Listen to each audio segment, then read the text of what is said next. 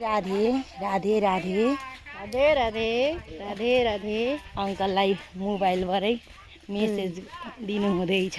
राधे राधे राधे राधे राधे भनेर। राधे अनि तपाईँलाई धेरै सम्झना छ हैन?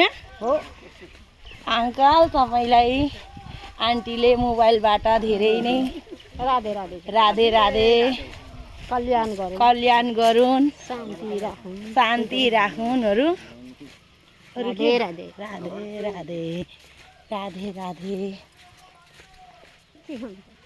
धेरै माया सम्झना धेरै दिनु हुँदैछ।